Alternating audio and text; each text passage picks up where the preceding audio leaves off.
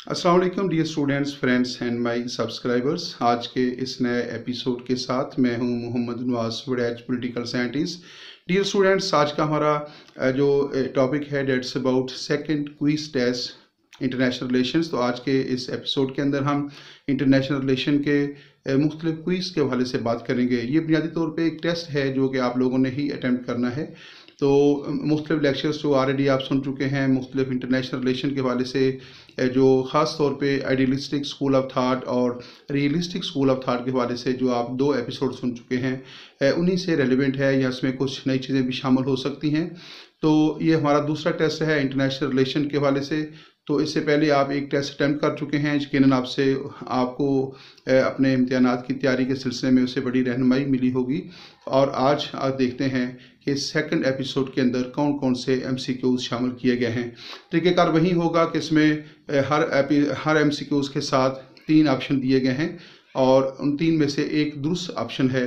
आपने question number जो है, मतलब क्वेश्चन नंबर 1 है या क्वेश्चन नंबर 2 आप कर रखे हैं, तो क्वेश्चन का नंबर लिखना है, जस्ट क्वेश्चन का नंबर लिखना है और उसके सामने दुरुस्त ऑप्शन जो है लिख देना है।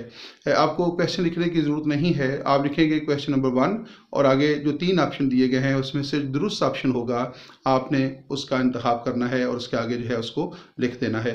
तो आइए देखते हैं कि इस एपिसोड के अंदर कौन कौन से MCQs शामिल हैं। टोटल MCQs इसमें 10 शामिल किए गए हैं और 10 के 10 जो हैं वो कंपलसरी हैं। और फिर मैं भी आपकी रहनुमाई करूंगा कि कौन से इसमें दुरुस्त हैं और आपने ख़ुद भी जो है अपना रिज़ल्ट चेक करना है कि आपने 10 में से कितने नंबर जो हैं वो लिए हैं। तो आइए देखते हैं कि इसमें कौन से MCQs को शामिल किया गया है। Dear students, who said the first question है, who said that international politics like all politics is a struggle for power? who said that international politics like all politics is a struggle for power? यानी ये किसका कहना है कि जो international politics है दीगर पॉलिटिक्स की तरह ये एक स्ट्रगल फॉर पावर है, ताकत के हसूल की जद्दोजहद का नाम है। यानी ताकत की सियासत, पावर पॉलिटिक्स की बात की गई है इसमें। तो इसमें 3 ऑप्शन दिए गए हैं। मैकियावेली का नाम है, मॉर्गन थ्यू है, E.H. कार है।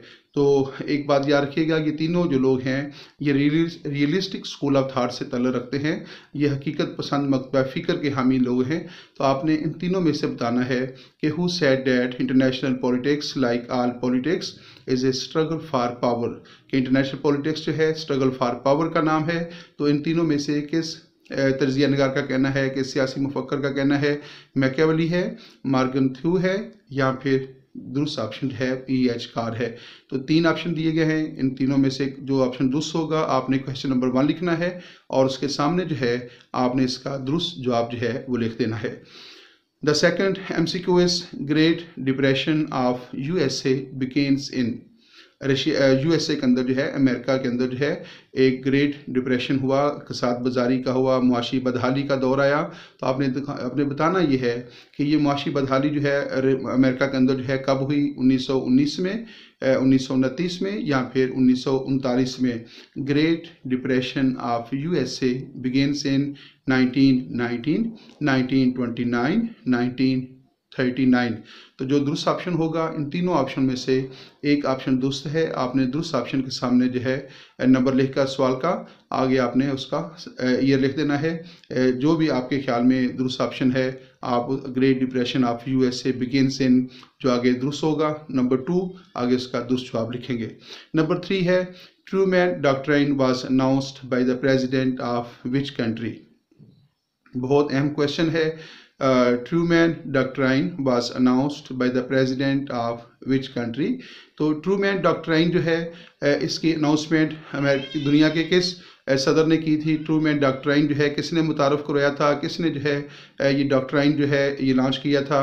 USA यानी America, USSR means Russia, UK यानी Great Britain, UK United Kingdom. तो 3 ऑप्शन दिए गए हैं। Truman doctrine was announced by the president of which country. तो आपने बताना है कि जो ट्रूमैन डॉक्ट्राइन है ये दुनिया के किस मुल्क के सदर ने जो है ये मुतारफ़ करवाया था, इसका आगाज़ किया था ट्रूमैन डॉक्ट्राइन। तो उसमें 3 ऑप्शन दिए गए हैं, यूएसए है, यूएसएसआर है और यूके है। तो आपके ख्याल में जो दुरुस्त ऑप्शन होगा तो आपने क्वेश्चन नंबर 3 लिखना है और उसके सामने जो है आपने जो आपके ख्याल में दुरुस्त ऑप्शन है वो आपने लिखना है। नेक्स्ट है Cuban missile crisis started in 1952, 1962, 1972। Cuban missile crisis, Cuban missile crisis जो है ये कोल्ड वार का बहुत इंपॉर्टेंट जो है इंसिडेंट है। इससे कोल्ड वार के अंदर जो है बड़ी शिद्दत पैदा हो गई थी और दुनिया जो है एक बहुत बड़ी जंग के दहाने पर खड़ी हो गई थी। आपने बताना है कि क्यूबन मिसाइल क्राइसिस है ये कब स्टार्ट हुआ था, इन 1952 में, 1962 में या फिर 1972 के अंदर। तो क्यूबन मिसाइल क्राइसिस जो है ये दरअसल यूएसएसआर जो है, रशिया जो है उसकी तरफ से क्यूबा के अंदर जो है जो मिसाइल्स थे वो नस्ब किए गए थे और उनका रुख जो है वो अमेरिका की तरफ था। तो इससे आलमी सियासत के अंदर जो है एक बड़ी बेचैनी पैदा हो गई थी और एक तीसरी आलमगीर जंग के इम्कानात जो थे उनमें उनके इम्कानात बड़े वाज़े हो गए थे। तो आपने बताना है कि ये क्यूबन मिसाइल क्राइसिस जो है ये कब हुआ, और ये तो मैंने बता दिया कि ये इसमें रशिया जो है वो शामिल था। रशिया की तरफ से क्यूबा के अंदर जो है मिसाइल जो थे वो नस्ब किए गए थे और उनका रुख जो था वो अमेरिका की तरफ था। तो आपने बताना है कि कब वाक़या हुआ, कब की बात है, तो इस हवाले से आपने जो है बताना है। आप लिखेंगे नंबर 4 और नंबर 4 के सामने जो दुरुस्त ऑप्शन होगा वो आपने लिखना है। नेक्स्ट है dear students, who is considered as the best exponent of realistic theory of IR? Aristotle, Thomas Hobbes, Morgan Thiew, and none of these. तो इसमें 4 ऑप्शन दिए गए हैं। The first option is Aristotle, the second option is Thomas Hobbes और fourth option is Morgenthau and the third option is Morgenthau and the fourth option is none of these. None of these का मतलब ये है कि dear student ये बात याद रखिएगा कि बाज़ का ऐसा होता है कि जो ऑप्शन दिए गए होते हैं उसमें से कोई भी ऑप्शन दुरुस्त नहीं होता, तो फिर साथ लिखा जाता है नन ऑफ दीज। तो ज़रूरी नहीं होता कि जो ऑप्शन दिए गए हैं उसमें से ऑप्शन मौजूद भी हो। तो बाज़ का जो है स्टूडेंट को कंफ्यूज करने के लिए जो है आपके जो इम्तिहानात होते हैं उसमें ये ऑप्शन दिया जाता है नन ऑफ दीज। तो आपने बताना है कि who is considered as the best exponent of realistic theory of IR। International relation की जो थेरी है, रियलिस्टिक स्कूल ऑफ थॉट या रियलिस्टिक थेरी जो है उसका सबसे बड़ा जो मुबल्लिग है, उसका सबसे बड़ा जो प्रचार करने वाला है वो कौन है? उसमें एरिस्टोटल का नाम है, थॉमस हॉब्स का नाम है, मॉर्गन थ्यू का नाम है या फिर इन तीनों में से कोई भी नहीं है। तो 3 नाम दिए गए हैं और चौथा ऑप्शन नन ऑफ दीज है। जो दुरुस्त ऑप्शन है वो आपने बताना है कि दुरुस्त ऑप्शन कौन सा है। तो आप लिखेंगे क्वेश्चन नंबर 5, उसके सामने जो दुरुस्त जवाब होगा वो आपने लिखना है। अगर आपके ख्याल में एरिस्टोटल, मॉर्गन थ्यू, थॉमस हॉब्स और मॉर्गन थ्यू में से कोई भी नहीं है तो फिर आप नन ऑफ दीज लिखेंगे। लेकिन अगर आप इन तीनों में से कोई एक है आपके ख्याल में तो फिर आप उसका नाम जो है वो लिखेंगे। नेक्स्ट है who is considered as the best exponent of idealist theory of IR। तो पहले था कि रियलिस्टिक थेरी ऑफ रियलिस्टिक जो थेरी है उसका सबसे बड़ा मुबल्लिग कौन है, और ये है आइडियलिस्ट स्कूल ऑफ थॉट जो है या आइडियलिस्टिक थेरी जो है उसका सबसे बड़ा प्रचार करने वाला कौन है, मुबल्लिग कौन है, किसने सबसे ज़्यादा काम किया? तो कार्ल मार्क्स का नाम है, वुडरो विल्सन है और JS मिल है, नन ऑफ दीज। इसमें भी 4 ऑप्शन है। तो who is considered as the best exponent of idealist theory of IR? Karl Marx, Woodrow Wilson, JS Mill, none of these. तो इन चारों में से जो दुरुस्त ऑप्शन है वो आपने बताना है कि दुरुस्त ऑप्शन कौन सा है। आप लिखेंगे क्वेश्चन नंबर 7 और उसके सामने इन 4 ऑप्शंस में से जो दुरुस्त ऑप्शन होगा वो आप लिख देंगे। तो नेक्स्ट देखते हैं जी, which school of thought does not believe on power politics. तो इसमें 3 ऑप्शन दिए गए हैं, 3 ऑप्शन दिए गए हैं। रियलिस्टिक स्कूल ऑफ थॉट है, आइडियलिस्ट स्कूल ऑफ थॉट है और प्लूरलिस्ट स्कूल ऑफ थॉट है। तो इसमें 3 ऑप्शन दिए गए हैं। आपने बताना है कि कौन सा स्कूल ऑफ थॉट जो है, कौन सा मकतबा फ़िक्र जो है वो पावर पॉलिटिक्स के ऊपर बिलीव नहीं करता। Realistic school of thought, idealistic school of thought या फिर प्लूरलिस्ट स्कूल ऑफ थाट।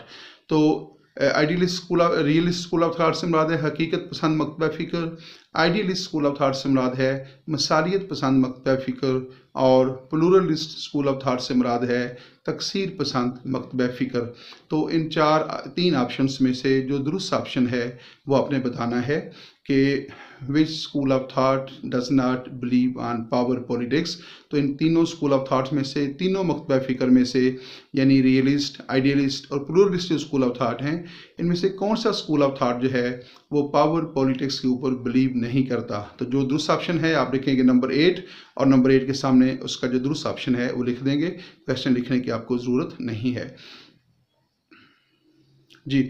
तो नेक्स्ट है which approach of IR is also called utopian approach, idealist approach, realist approach. तो है जो इंटरनेशनल रिलेशन के अंदर जो दो बड़ी मेजर अप्रोचेस हैं उसमें the first one is called idealist approach and the second one is called realist approach. आपने बताना है कि इन दोनों अप्रोचेस में से रियलिस्ट अप्रोच और जो आइडियलिस्ट अप्रोच है, इन दोनों में से which approach of IR is called a utopian approach. Utopian approach ख्याली, तस्वराती, जिसका हकीकत के साथ कोई तल्लक ना हो, जो ख्याली हो, आइडियलिस्ट हो, जो जिसकी बुनियाद हकीकत पर मबनी ना हो। तो काफ़ी हद तक मैंने सवाल आपको वाज़े कर दिया है। Which approach of IR is called a utopian approach. तो कौन सा जो मकतबा फ़िक्र है उसे जो मुख्तलिफ जो लोग हैं वो कहते हैं कि ये हकीकत पर मबनी नहीं बल्कि ये यूटोपियन है, ये तस्वराती है, ये ख्याली है, ये एक बहस करने के लिए तो चीज़ मौजूद है लेकिन इसका हकीकत के साथ कोई तल्लक नहीं है। तो जो उसके ऊपर तनकीद करने वाले हैं वो उसको यूटोपियन अप्रोच का नाम देते हैं। तो आपने बताना है कि which approach of IR is also called utopian approach. उसमें फर्स्ट ऑप्शन है आइडियलिस्ट अप्रोच और सेकंड ऑप्शन है रियलिस्ट अप्रोच। तो जो भी दुरुस्त ऑप्शन होगा आपने उसका जो है वो जवाब देना है। नंबर 10 है, ये हमारा लास्ट MCQ है, which is the fourth essential element of modern state. तो मॉडर्न स्टेट जो है, मॉडर्न सॉवरेन नेशनल स्टेट जो है विच हैव 4 एसेंशियल एलिमेंट्स। तो इसमें 3 एलिमेंट्स दिए गए हैं। वैसे मैं आपको बता देता हूँ कि जो मॉडर्न सॉवरेन नेशनल स्टेट है which have 4 elements. The first is population, the second is territory, the third is government and the fourth is sovereignty. तो आपने बताना है कि which is the fourth essential element of the modern state। तो रियासत के 4 लाजमी अनासर होते हैं, sovereignty है, गवर्नमेंट है, population है, territory है। तो इन चारों में से कौन सा एलिमेंट है is called fourth essential element. तो चौथा लाजमी जो उसका जुज़ है, फोर्थ एसेंशियल एलिमेंट जो है वो कौन सा है। तो आपने उसका जवाब लिखना है जिस तरह आपने पहले लिखे हैं। आप नंबर 10 लिखेंगे और 10 के सामने जो है जो दुरुस्त ऑप्शन होगा वो आपने लिख देना है। तो डियर स्टूडेंट्स, ये 10 MCQs आपको दिए गए हैं, आपने ये 10 के 10 MCQs करने हैं। और साथ मैंने आप अपने रिकॉर्ड के लिए भी जो है सिर्फ ये किया करें कि आप अपने नोटबुक के ऊपर इनको जो है वो लिख लिया करें, ताकि बाद में जो है आपको जो है वो जब कभी इसको ज़रूरत पेश आए तो आपके लिए आसानी हो जाए, आपका एक रिकॉर्ड मेंटेन हो जाएगा। 10 MCQs आपने पहले किए हुए हैं, उन्हीं के साथ जो है आप ये 10 ऐड कर लेंगे तो इससे आपको जो है आसानी हो जाएगी कि जब आपके एग्ज़ाम्स वगैरह होते हैं तो आप आसानी से जो है आपको जो है वो सारी चीज़ें किसी जगह से मिल जाती हैं। तो इससे आपका इम्तिहानी नुक्ता नज़र से भी आपकी तैयारी हो जाती है और उसके अलावा ये जो अभी हम प्रेपरेशन कर रहे हैं तो उसमें भी आपको आसानी होगी। यहाँ पे इस वीडियो का इख्तिताम होता है जी। तो अल्लाह हाफिज़, बहुत सारी दुआओं के साथ कि अल्लाह ताला आपको हिफ्ज़ अमान में रखे, आसानियत अता फरमाए।